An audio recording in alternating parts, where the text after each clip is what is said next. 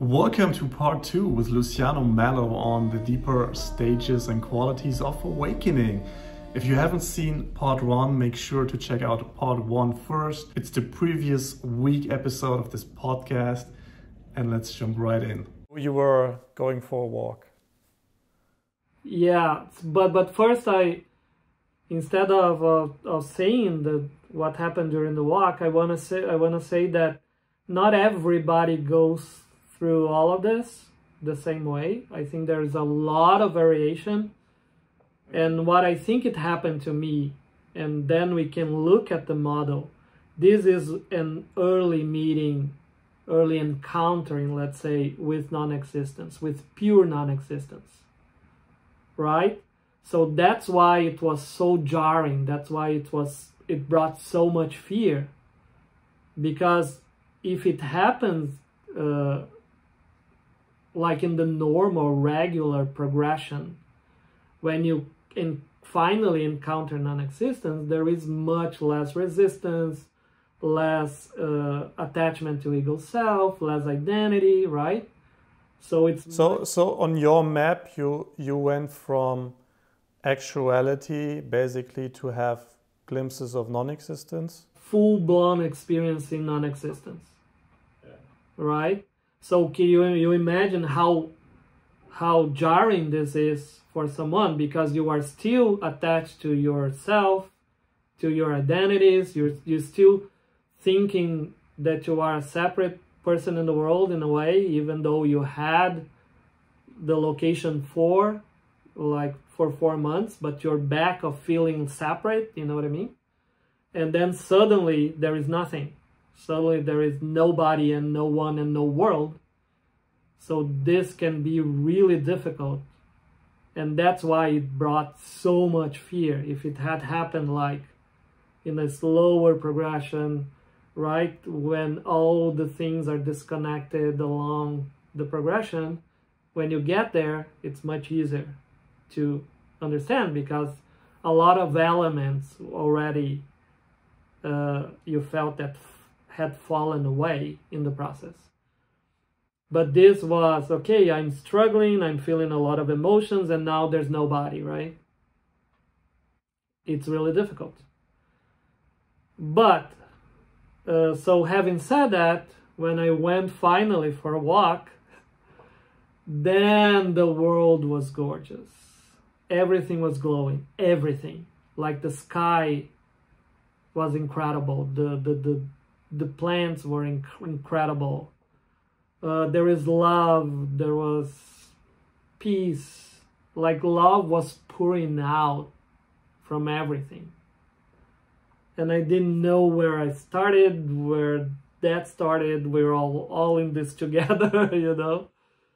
And it was so much that I cried, but I cried of happiness, I cried of everythingness.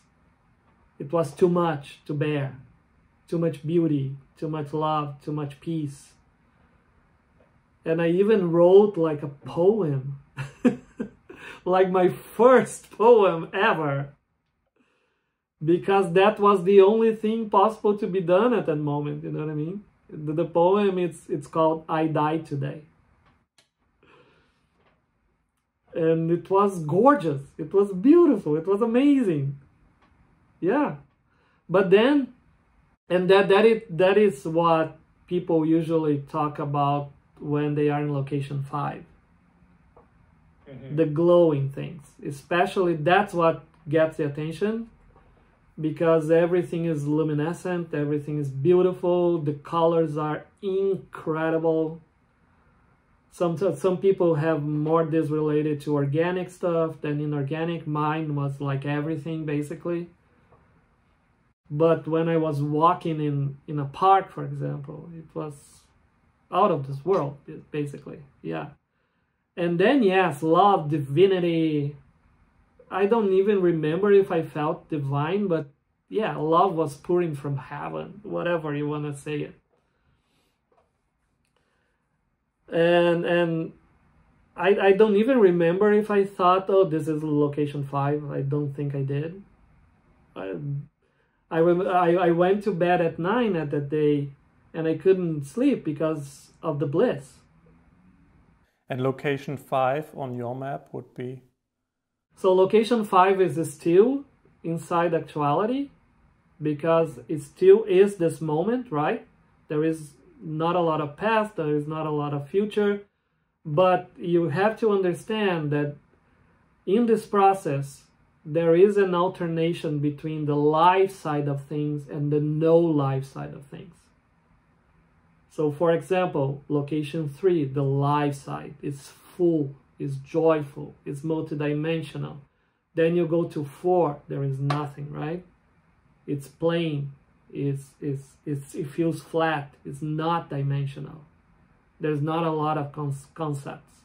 Then you go to 5, life again, it's pure life. So it's like every single time you go to that iteration related to life, it goes deep into life itself, the life side of things. And every time you go to in the iteration to the no life side of things, you go deeper into no life, because this is the basic polarity of the universe, let's say. Yeah, but as we just mentioned, it's not necessarily that you move from 3 to 4 to 5, right? Because also we just saw one of our friends going from 3 to 5. No, and sometimes it's everything kind of mixed. So it's a bit of life and a bit of no life together, and you know what I mean, and everything. But mine was really, even though I had experiences in further places, let's say, I always had the progression. So mine went to 4 to 5, and then it's like full life, right? And then obviously I didn't know at the time that there would be this alternation between these two things. But the very next day, there was a lot of pain in the chest. A lot of pain in the chest. I think it's also because the heart was opening, right? You know, and even Adyashanti says that there is an awakening of the head, of the heart, and then the gut.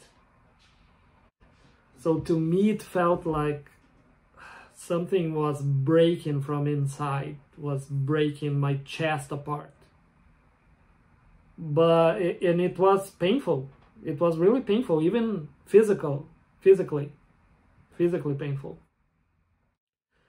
And all that light, all that beauty was completely away. That was interesting. But I didn't know it was already location 6. You know, I didn't know. But it's also inside of actuality, because it's still, there is only this moment, right? It's about this moment. This moment still exists for you. This reality, it still exists.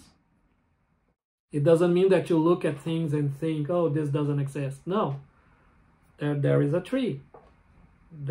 But the separation, it starts to blur. So, for example, when I was walking and everything was glowing, I started not noticing where my arm starts and the air continues. That separation is started to fade away. You know? So I would move my hand and it felt like the entire universe was moving together with the arm. The separation is becoming blurrier, you know? And that was location 6? And that was the transition to location 6. And then brain glitches started to happen. Then I would have difficulty walking. I didn't know how to walk anymore. It felt like the brain would turn off and I would have to stop and then restart walking and thinking, okay, I cannot think about walking because I know the body knows how to walk. And then it would walk, you know? Yeah, this is really hard to imagine for me. Yeah, but it happens, things that happen with everybody, but it's much more noticeable. I went to take a shower and I didn't know what to do with the shampoo because I didn't know what it was. You know? And then you stop. It's not, when people think about brain glitches, they think that it's like 24/7. No, there are these little things that happen, and then, of course, it comes back online, you know? It feels like your brain is coming back online. That's how it feels. And this is a common phenomenon for people in these later locations? This is a very common thing in this particular location 6 and 7. It's really, you really feel the brain is changing physically. It's not conceptually. There are changes in the brain. I thought I was tired all the time. Everything was like a huge effort to do. So I would sleep like for 12 hours, 13 hours, and I would be tired again. I thought, okay, I have COVID. So I took COVID test. I thought I need to go to the doctor because what if I'm having a stroke, right? And all those things are really common. Really, people like people say they are driving, for example, and I'm glad I was not driving in that period. But for example, the light would become green, and the people didn't know what to do. Right? And then everybody was honking, but the person didn't know what to do. So it feels like a disconnection from the mind, right? You have to, and then you connect again to the mind, and those concepts come back, and then you think, oh, okay, green, I need to go. But it also happens physical things like not knowing how to walk, you know, or feeling that there is something weird. It would seem good to have a partner like who's on what you're doing and is kind of supporting you during this time, huh? Partner all the time. Look, this is normal, or some things I didn't tell him. Basically, only afterwards, you know.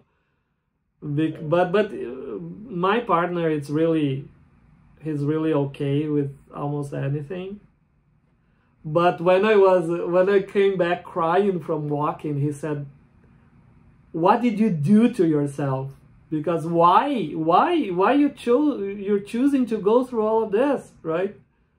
And I said, "What self?"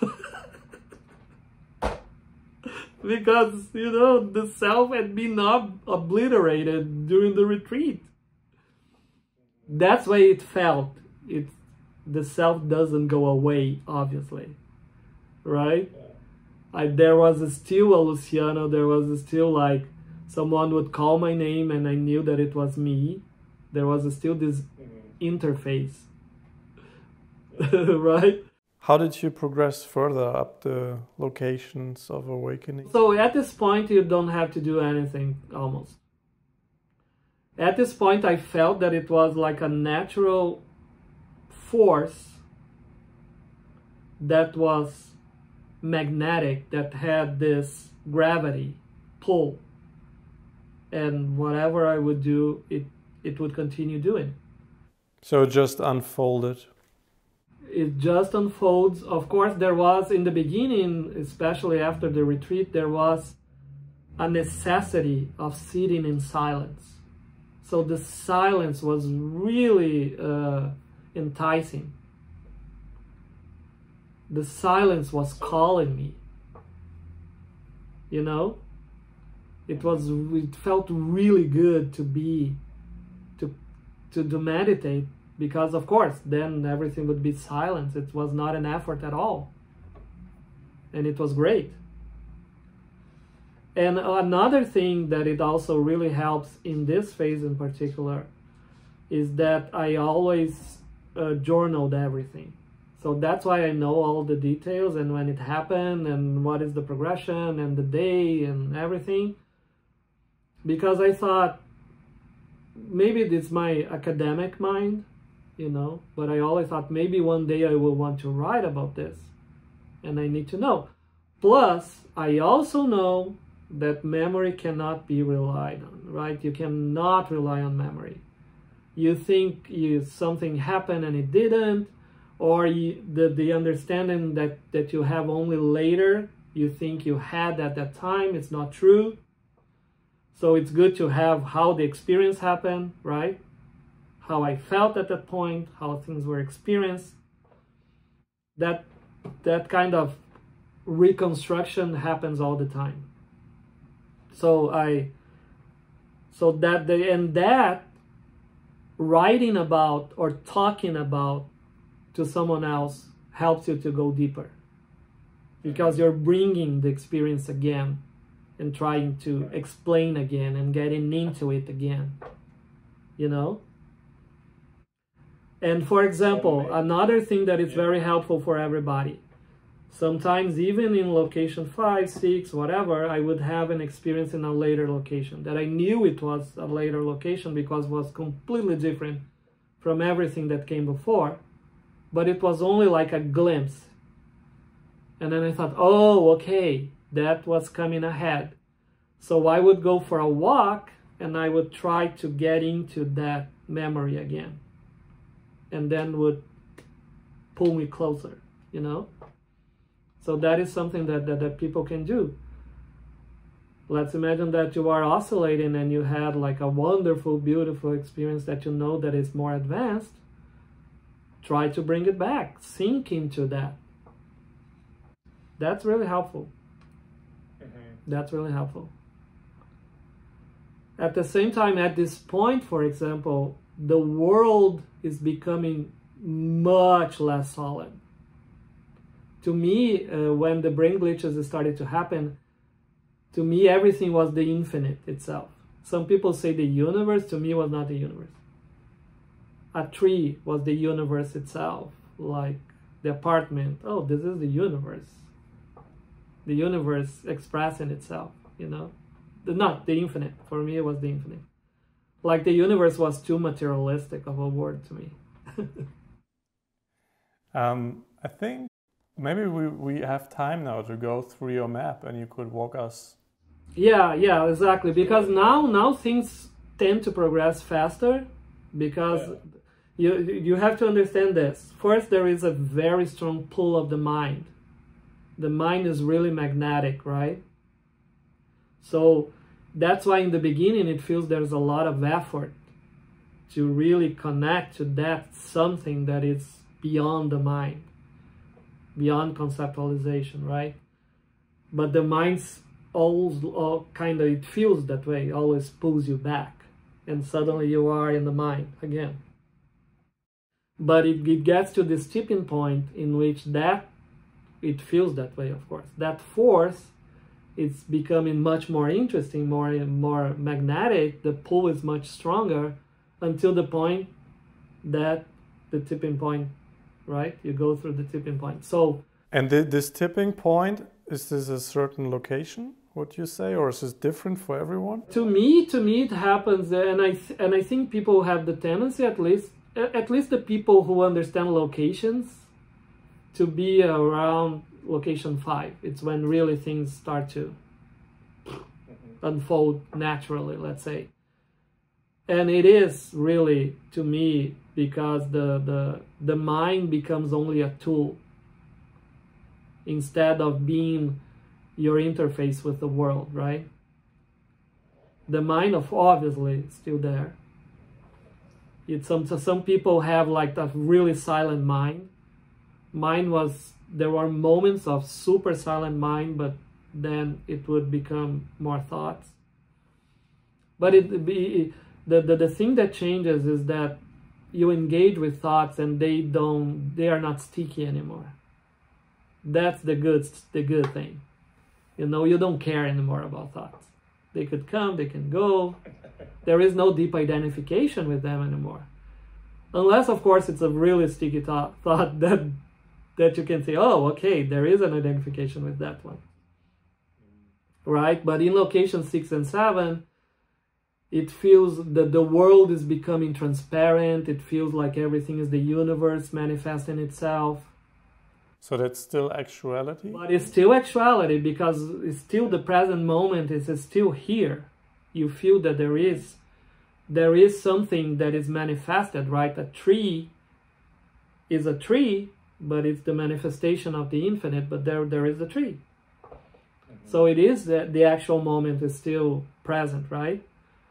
That really starts to change after this, which is in the model is actuality plus potentiality. So when you transition from this, everything is the infinite and everything is calm and tranquil, location 6 and 7 especially to me, it felt like location 4 on steroids in a way.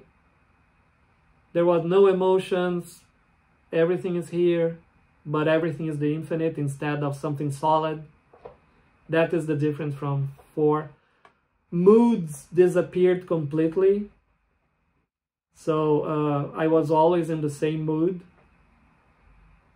The necessity of having something different faded away, because during 6 and 7 to me, it's when that's why I told you that you may not be in location 2. It's when inside and outside completely disappeared. There was no inside and outside.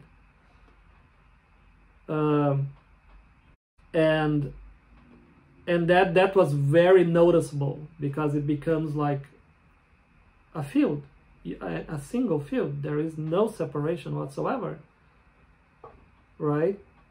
And this. And you would say in location 2, there's still an inside and outside?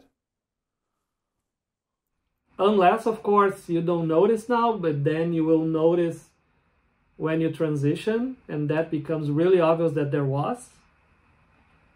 You know what I mean? Because everything is degrees, of course. And then suddenly that's not there anymore. You think, oh, there was still that little bit left that I didn't know was there, right? And it's still there. How would you test if there's an inside or outside? So when you close your eyes, for example, close your eyes, can you investigate your inner world? There is an inner world or not that is different from the outside world. Yeah, I can't make sense of what's an inner world.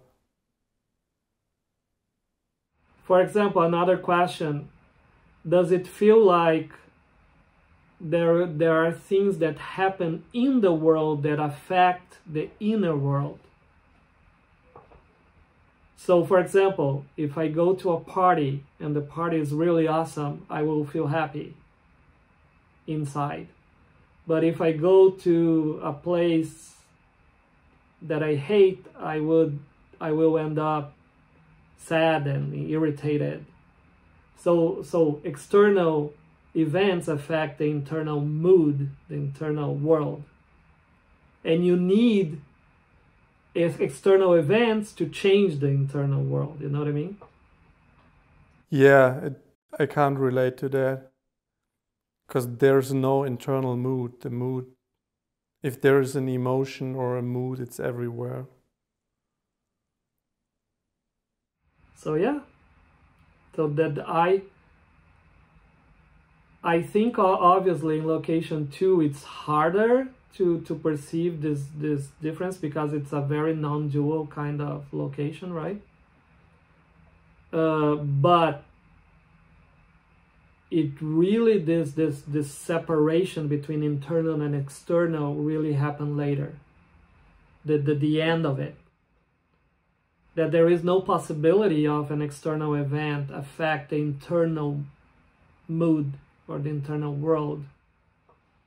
Even what happens, of course, when people talk about the self-reflective mechanism, the self-reflective mechanism goes away in this sense, because it becomes impossible to close your eyes and look an inside world, because there's only one world, right? But of course you can think about things that you did yesterday and think about them, so you can reflect upon them, but you cannot reflect upon an individual inside of a body, because that is gone.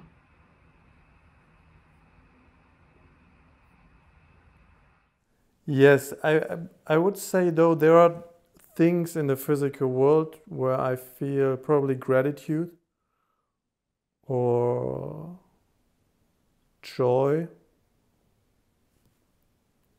It doesn't mean that I don't feel gratitude. Yeah. Okay. You know? Yeah, so we can talk more about the details of your case, I think. But that to me was something that really went away in 6 and 7. The internal and external, you know, there is no inner world and outer world at all. But then it's still at this point, things are still kind of solid, because look, you are looking at a bed and saying, oh, this is not really a bed, it's the infinite pretending to be a bed. You know? Mm-hmm. And this is not a mental concept, but this is beyond the mental concept, right? This is like really how it feels. Yeah, of course. You cannot say that is, oh, a bed is a separate thing in the world, and it's okay, yeah, physically, yeah, made of atoms. And I can sense what you're saying. Like, it feels everything is this one field in which things appear, but it still appears like a pretty solid concept that there's a bed in which I lie on. It's not illusory in a way. Yeah, maybe that still needs to go away, yeah. Maybe that is something that, yeah. That is the point, I think, because the changes in the brain as well, right? That you cannot not see that it's not physical in the way that you thought before. There's no way. It's like impossible. You know, it's, yeah. You cannot unsee something, right? It's just like, yeah, you discovered that the Santa Claus was your dad. That's it. Even if I say, no, there is a Santa Claus, I said, no, it was my dad. It's the same thing with the bed. It's not a bed, it's the infinite. I can see it. Right? So when are we moving into potentiality? Yeah, so this to me is really interesting, because when we are moving to potentiality, it's when the present moment starts to disappear. Because we are dealing with two things. I think the space and time really start to disappear. So everything become really flexible, squishy. You know, you see things in the past and they could be in the future, or the other way around, because time, it's not this linear thing at all, right? And even to me, the first phase that it was really amazing to me, at least, it's when I realized by the end, but in that part that is a mix between actuality and potentiality, that everything that was seen and or heard was being rendered by the senses in real time, all the time. So this is not really here, right? This is rendered in real time by the senses all the time. And you see that thing constructing from you even. That felt at that time, oh my goodness, I felt like a god, honestly. Not God, like a god. How did that affect your dreams or your sleep? I don't know. At that time, I didn't think it affected too much. So there was the, let's say, awareness or consciousness. Was it sort of broken when you fell asleep and dreamed, and then when you wake up? No, at least with a lot of people that I talk to about this, there is no real pattern. For some people, it feels like the moment that you go to sleep, and sleep, for example, is not different than now. And sometimes the dreams become really vivid and colorful, like real life. To me, at that point, I don't remember if there was really a change. There was change later that we can talk about, but at that point not. But it doesn't mean that for other people it couldn't be different, you know? Other people, even in location 2, sometimes they already started noticing a lot of changes in terms of how the sleeping period being not different than the awakened period or the waking up state. Yeah, it's definitely a goal in Buddhism that you can keep up awareness during sleep. Yeah, and I think that that's completely possible. Yeah, totally. That is changing a lot for me now in the end. But at that point, it didn't change a lot. What it was really fascinating to me was seeing the renderization of everything in real time, even sounds. Sounds were solid to me.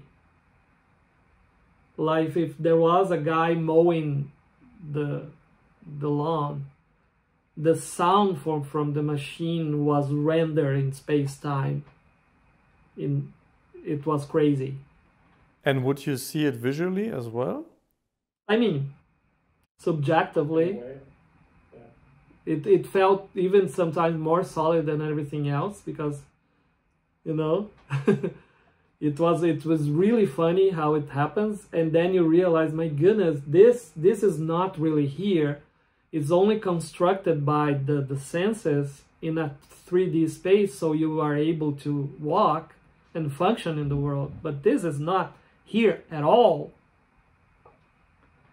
And then it's when the space-time really starts to become malleable, right? But that happens a little bit more in pure potentiality.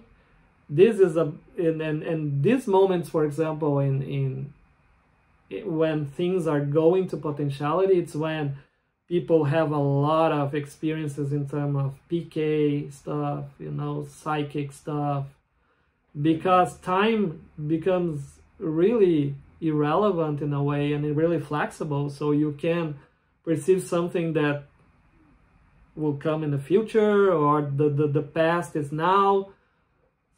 So you know what I mean? Everything starts to be completely fluid. There's a fluidity to it. But by the end of this process of everything being rendered, and it felt like all the particles of my body were waking up. That's what it felt. It was a huge sense of power, of energy, and everything rendered through me. That's why you feel like a god, you know. I would say, my goodness, if I put my hand, a seed will become a tree, of course. You know, you feel that it's possible. It's so powerful. It's so beautiful. And everything is colorful and multidimensional, and you can perceive all of these dimensions and write the sound in multiple dimensions. It's really wonderful. It's like a trip, a mushroom trip. I never had one, but that was the closest. So this is where location 9 is or ends?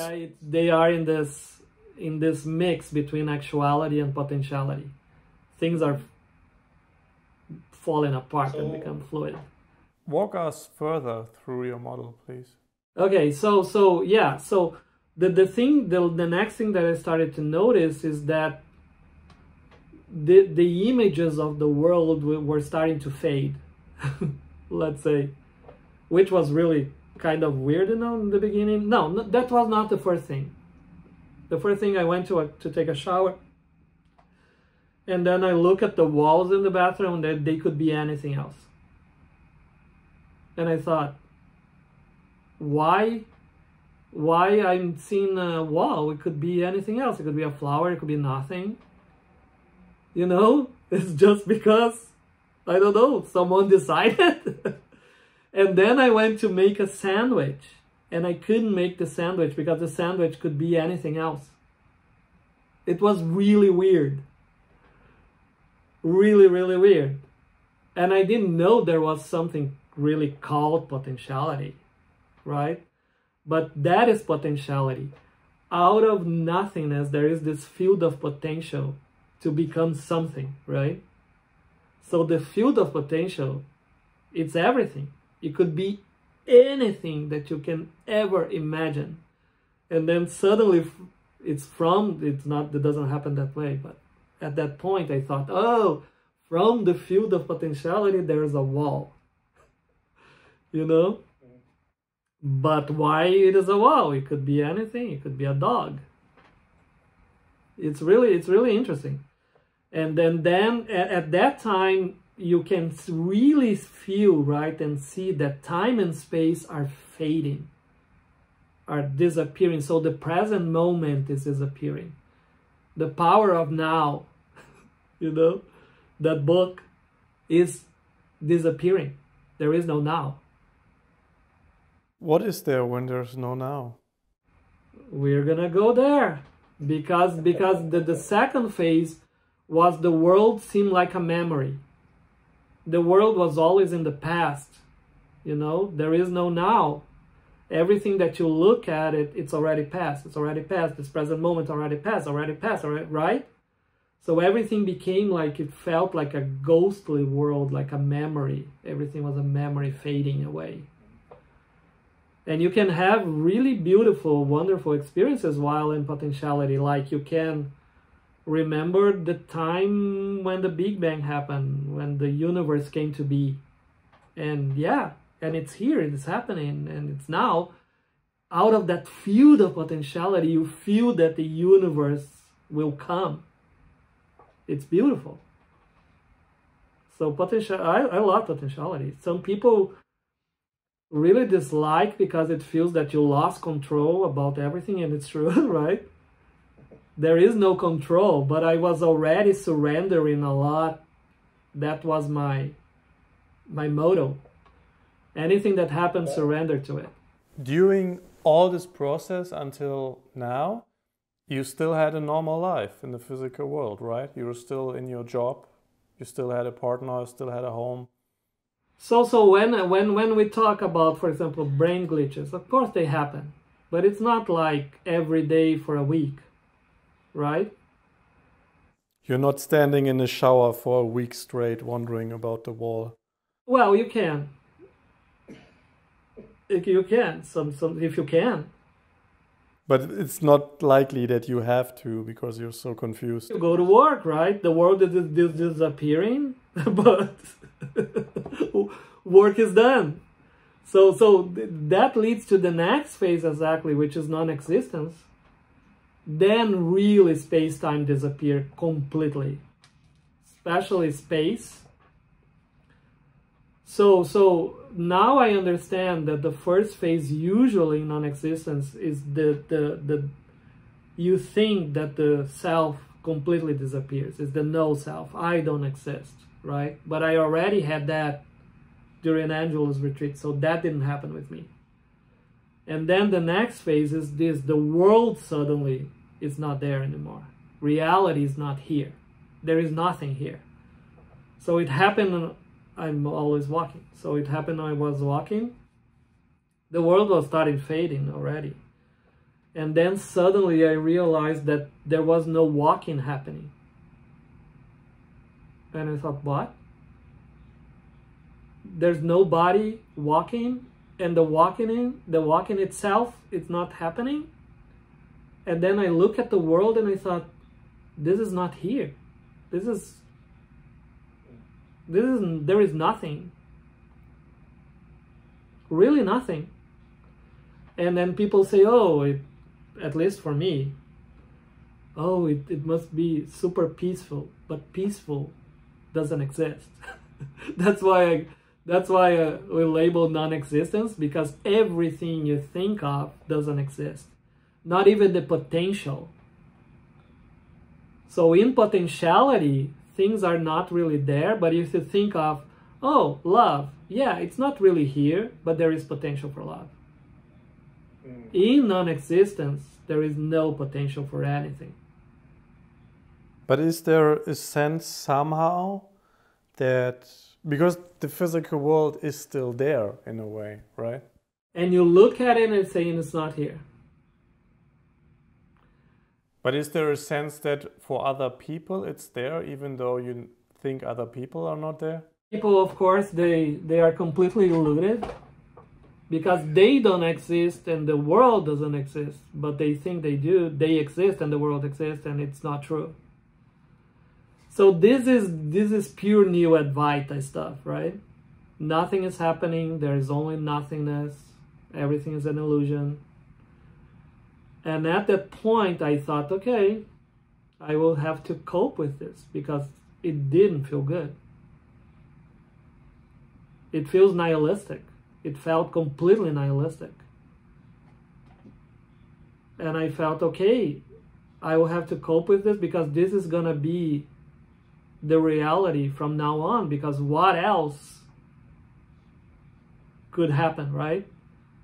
Especially when you are in that particular moment, you cannot imagine anything other than that, because everything that you can imagine is just an illusion. It's just something that doesn't exist.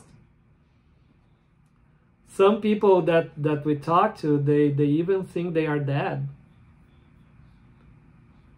There was a When you say some people you talk to, you mean you work with awakened people to help them through the late location?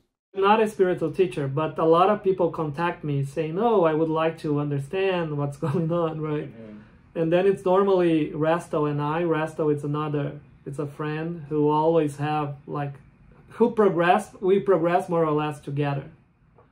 And then there is Eric as well. And then we came up with more or less like a model, yeah. So things happen a little bit different, of course, for each one of us, because it's always different for everybody.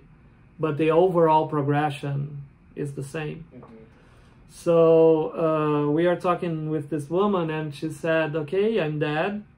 So she asked her mother to drive her around to see if there were people and there was a world.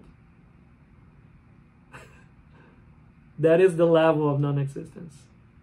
Mm-hmm. So it's really a feeling of, yeah, that's it. And in the beginning it was kind of dysphoric, because I thought, yeah, and now what, right? It's gonna be like this forever? Then I remember, even for example, if I would walk up a stair, the stair was not really there. Can I really trust? You know, is this kind of thing that comes to your mind? And I thought, the one of my concerns, I thought, I'm gonna forget everything. I'm gonna forget concepts. I'm gonna forget meaning. I'm not gonna know that a door is a door, because concepts don't make sense to you, right? It's really, really weird. And of course, a lot of people, because there are traditions that say, okay, this is about no self, right? This is about realizing that the world is an illusion. So they say, oh, now you got where you needed to be. And of course, it's really not the most pleasant thing in the world, right? Even though it's funny, because even you are feeling distress, but the distress is not there. So, but I relaxed. I was able to relax when one day I was walking again, and then I thought, oh, this feels like deep sleep, because in the beginning it felt like I was in a coma, but awake at the same time. But then I felt, oh no, this feels like deep sleep. And I go to bed every night, right? I go to deep sleep and feel really good in the morning, because deep sleep is good for you. And you don't forget anything, right? And then I thought, okay, I can deal with this. right? And then I started to relax and kind of enjoying, it's a too strong of a word. Just relax, and that was okay. But immediately, not long after that, I was walking again, and then I don't know what happened really, because you never know. It was like the world flipped, and I saw that everything that I thought was left behind, was disconnected, had fallen away. They were still there. The present moment was still there. The identities were still there, but they were just layers on top of reality, dimensions of reality. That was the hugest relief ever. I thought, oh, the present moment is happening. There is this layer that is disconnected from this completely, but it's happening, and I can see that people are connected to the present moment, think that it's real, but it's not, because I'm still looking from non-existence, right? But then the world becomes multidimensional again, and you think, oh, I can engage with the present time if I want to. I can engage with that identity that I thought it was gone. I can engage with self. But it's very mechanical and mechanicist in a way, very separate, you know? All the layers are there. It feels sometimes like you are looking to your smartphone and there's a lot of apps running on top of each other, and you can engage with one and go to the other, you know? But at least to me, it was a huge relief. I thought, okay, nothing is lost. That stage in the process I call totality. Right? Because you see that the total is there. And it's weird because at the same time you can see that they work separately but together as one. But they are still moved separately, and you engage with this dimension separately. And I was super happy in totality. I thought, okay, this is the end. I'm done, right? I can live like this forever. And then it started like the body disappearing completely and becoming another layer on top of reality. So there was no body whatsoever, and sometimes I couldn't even find in time-space. In the beginning, it caused a lot of issues, like crossing the street. You don't know if the body crossed the street or not. So yeah, in the beginning, when it started, I fell. I had to sit because I didn't know where the body was. Sounds a bit unpractical. Oh, the body is there. It's a layer. It's just a thought. And then you realize, my goodness, everything is just a thought. The body is a thought. The present moment is a thought. The world is a thought. Everything is a thought. The self is a thought. An identity is a thought. That is the very end of totality. When really everything that you can imagine, even pain, starts to become like a layer on top of the layer of the body. I mean, for me, it was this way, right? I think people will have different kinds of conceptualization, let's say. And then I thought, okay, I'm done, I'm happy, love this because it's really multidimensional, it fits my worldview, I think, I suppose. Because when I was in that other group that traveling through dimensions, everything was very multidimensional, right? So I thought, yeah, that makes sense. From pure nothingness, from pure consciousness, I can see all the dimensions. Beautiful, right? And at the same time, is the highest point of transcendence. You are seeing all of that from pure nothingness. So there's no real engagement. You know what I mean? To me, it was perfect.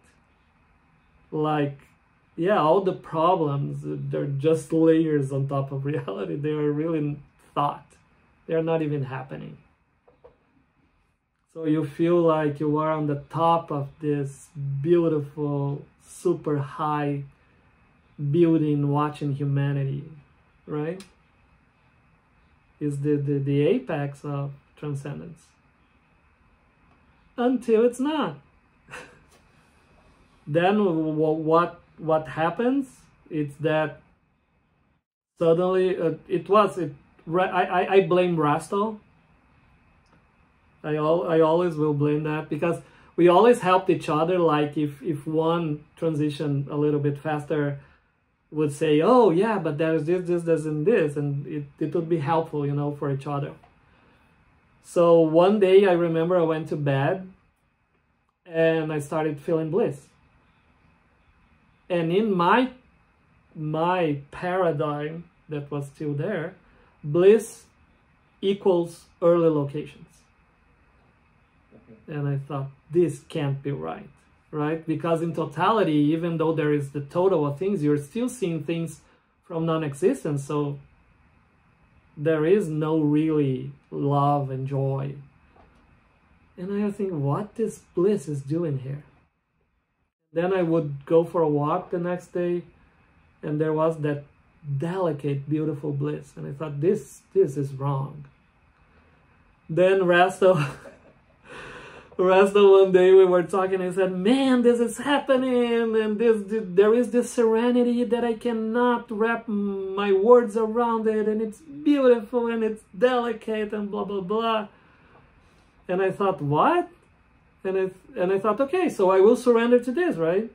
And I went for a walk, and I thought, how I could never see this. It's everywhere.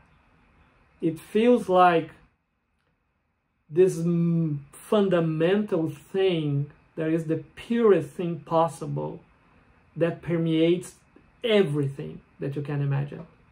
That's why I call it primordial force, because it feels primordial. And it's gorgeous, it's delicate. You feel like location 3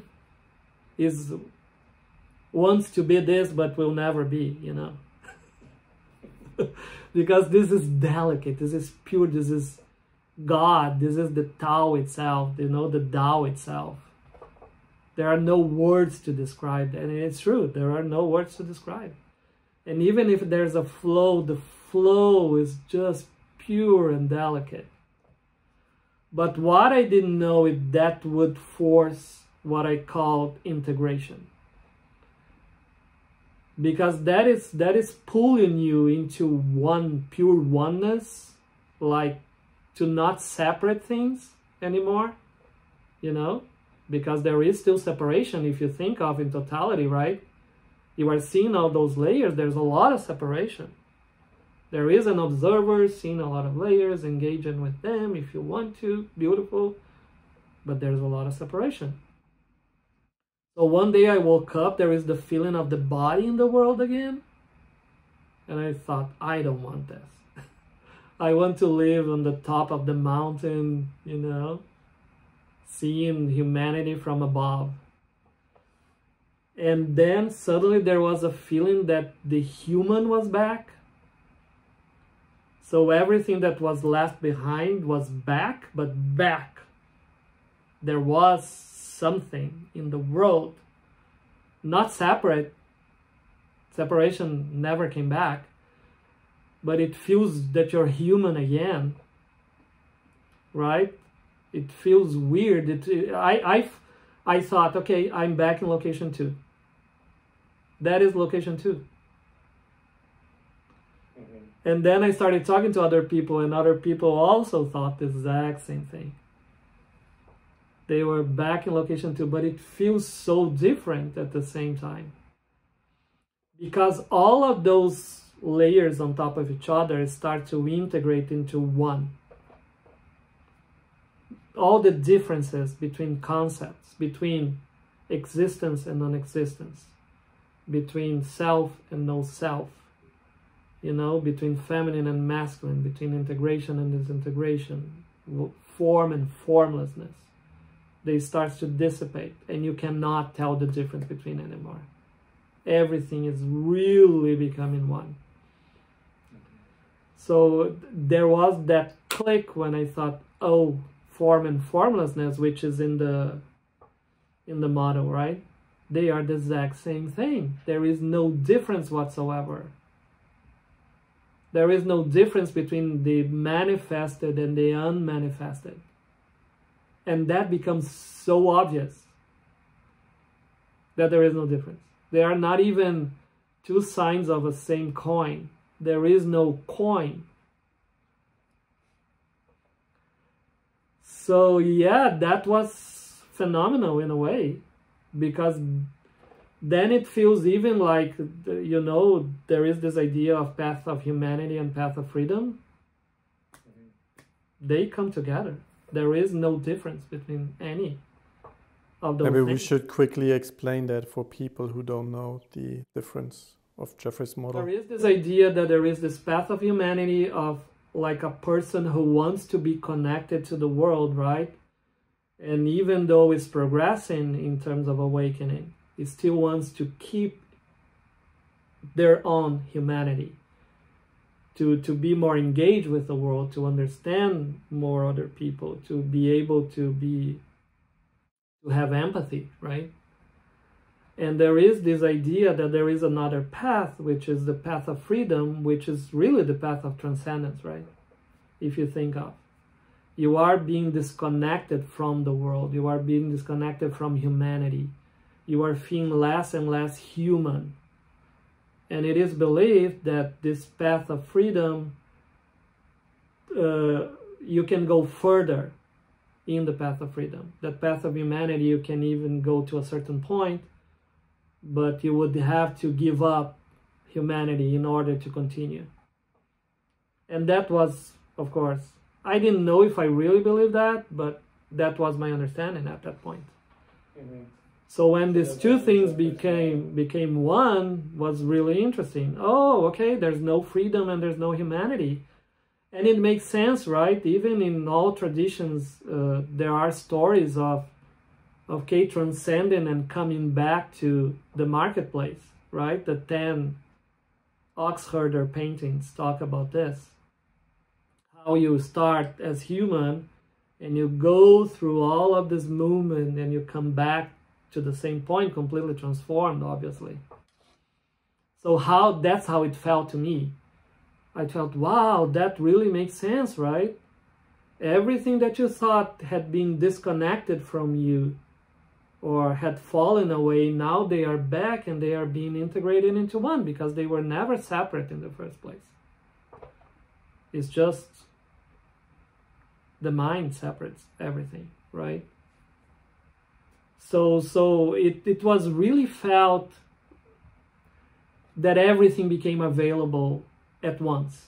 Emotions were again available, because at that point, even by the end of totality, emotions were not back. So there were a little bit of emotions when the primordial force, because everything is beautiful, delicate, right? But it's not really an emotion. So everything was available, it felt like there are no more locations, there are no layers, there are no progression, there is nothing. Everything is one. So even though I could, for example, feel something different, it's more like a field in which something becomes more salient, but that thing never goes away, you know? So it's not like I'm going to transition to this little location and then I'm going to lose everything else that are characteristics of other locations. No, everything's available. And I even thought how I believed that there were locations. And then the pinnacle to me at that point was that it came a thought in my head: are you alive or are you dead? And I couldn't tell. It was impossible to answer. Mm-hmm. Impossible. And then I thought, is there self or no self? It's impossible to answer. Right? It's impossible. Because there is no difference between these two concepts. So how you're going to say? So that is a big thing in the beginning of omni integration. Then the differences go away little by little, and then you cannot say, is there a body or not, is there a self or not. They are the same thing, you know. And I thought, and then there is a sense of finality as well. It seems that something ends, right? An entire process. When you say you cannot say if there's your body or not, but is there still, in a sense, you can still perfectly understand as a concept that here's the body? So we are gonna have to talk about the next phase, because I thought at that time, that's it, it's resolved, right? There's no separation between anything. There is no separation between subject and object. There is no difference between form and formlessness. But it was interesting that at the same time, it was the first time that I realized that there were these two overarching things called form and formlessness for me. Mm-hmm. The world of manifestation and the world of the unmanifested, let's say. That was the first time that I realized that that was a thing, let's say, and they were not different. I always thought that it was something kind of linear in a way, that the non-existence part was the deepest part of the first part. And now these two things, oh, these are the basic polarities of reality. They are the basic polarities of duality. One is not below or above the other. They are like the yin yang. They are interdependent, and there's nothing ever that is going to change there is no one with more than the other. They are always in balance, always in equilibrium. So I thought, wow, this is really incredible, because then anything could happen. It doesn't change the balance ever, right? Anything. But at the same time, it created a possibility of exploring these two sides, even though I knew that they were the same. So you can go deep into the world of manifestation of the life side.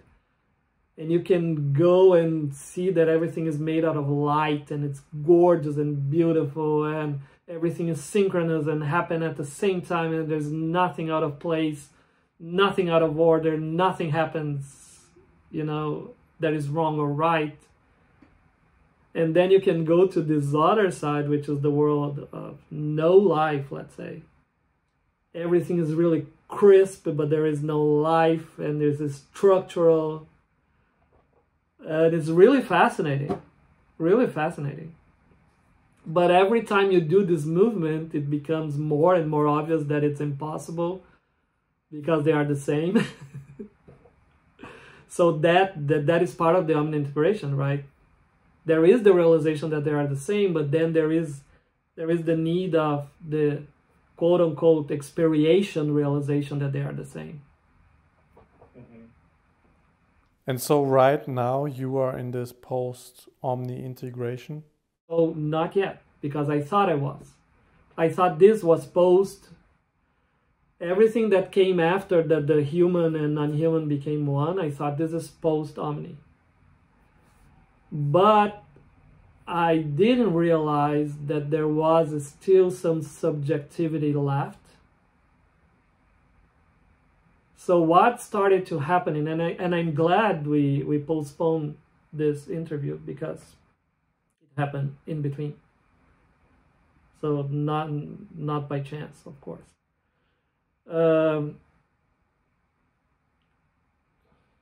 Let me think now.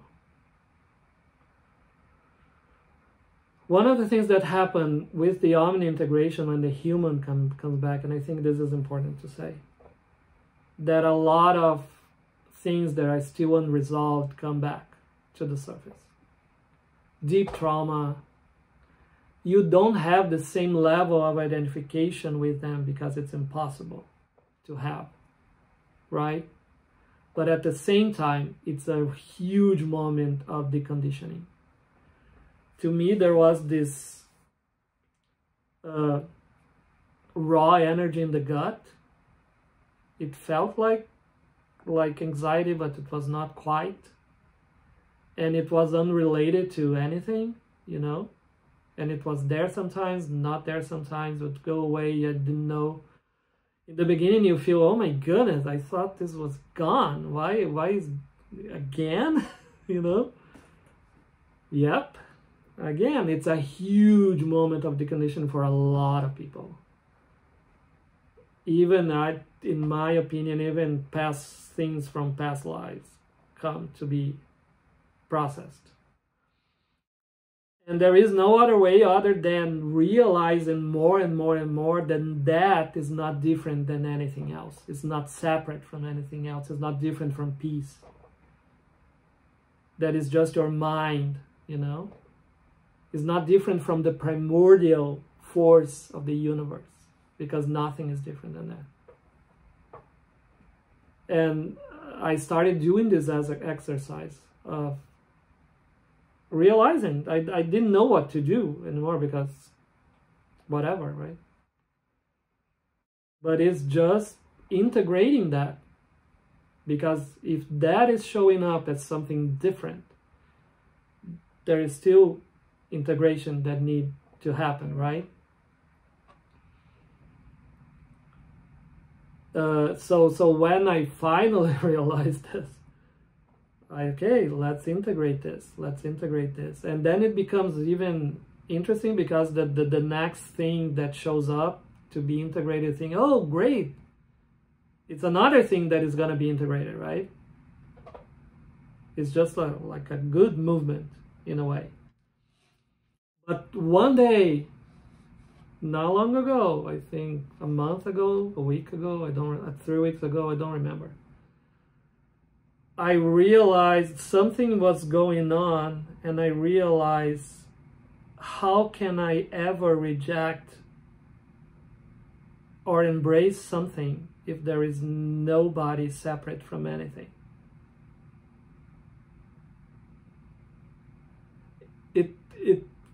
It was just, it shattered the last bits. You know, how can you do that? And then things would go back to quote unquote normal again. It was just like a first realization, you know. And then what is started to happen little by little is that the sensations of the body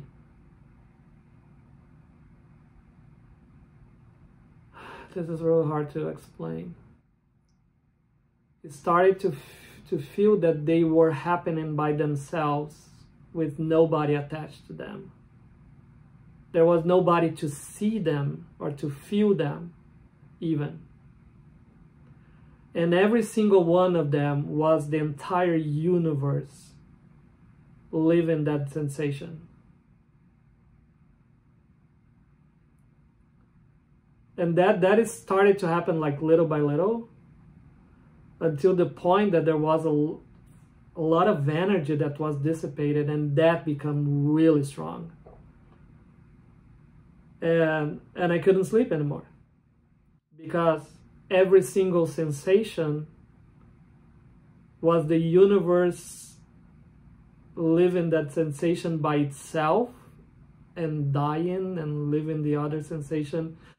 So, you know, noting that I talked about in the beginning, that you notice every single sensation, the feeling was that there is this hyper awareness of every single sensation that it's possible to exist, but there's nobody perceiving those sensations. And those sensations are the entire universe living that sensation. So it's in you being that sensation by itself, you know, and live in that, how it's to live that sensation, how it's to live as the sensation. And it became like unbearable, to be honest. Almost unbearable, let's say. Because it was every single thing.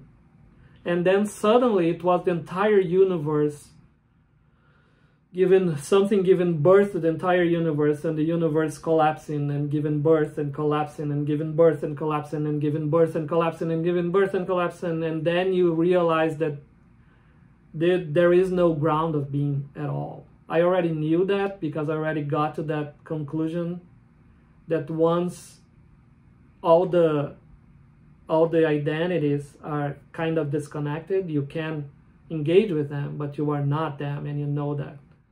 So there is no primary identity. When there's no primary identity, there's no ground of being. Because a ground of being means to create an identity, thinking I am something, right? So when the I am goes away, there's no ground of being. But another thing is to live that completely and fully. There's nothing to hold on to. There's no place to put your feet on and feel safe. The universe is always shifting and shifting and shifting and shifting endlessly in 1 nanosecond. But then what continues happen is that since what's really happening is the collapse between subject and object, the final separation that still existed of something or observing something else, right? When that collapses, you cannot tell whether all of this really happened or anything is really happening, because there is no subject different than an object. So how can you tell? So it would be, the cycle would be the entire universe, like something, whatever, giving birth to the universe living itself and dying, and then I wouldn't know if that happened,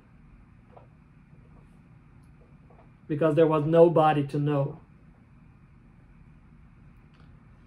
And that was a lot in the beginning. You know? And that is the relationship that it has with fetters 9 and 10. There is always, until the end, something that wants to know, to feel safe, to give a certain answer, to put your feet on the ground, to find the ground of being, right? To hold on to something. This is restlessness in the deepest part. The first part of restlessness is when something comes, for example, that raw energy, and still there is something that comes against that. There is still a little bit of rejection, right? So I had resolved the first part of restlessness. I'm going to integrate all of that because it's not different than anything else. But then there is the controller of everything. The one that says, oh, that sensation of touching the arm, right, is because there is a finger touching an arm, and that's why there is a sensation. So you have your answer, you connect the dots, you connect a subject to an object, and you have stability, you have certainty. But when the subject collapses, together with the object, of course, that certainty is not there anymore, and it's very disconcerting in a way. It feels like the final death. And then the subject will come again and say, but I need to understand this. I need whether there is a sensation or not. I need to know whether there is someone experiencing something. I need to control reality. So in a way, actually having a map or creating a map with stages is always a subject, right, that wants to understand. Of course. But of course, because on the other hand, there is kind of no way to get to the realization with God without going to some stages, you know what I mean? Yeah. So it helps. So it's, of course, it's extremely paradoxical. Hey guys, thanks for watching all the way to the end. Make sure to check out part 3 right here. If you're already in the future, you'll see the video here or in the description. And I'm sending you much love. Until next time.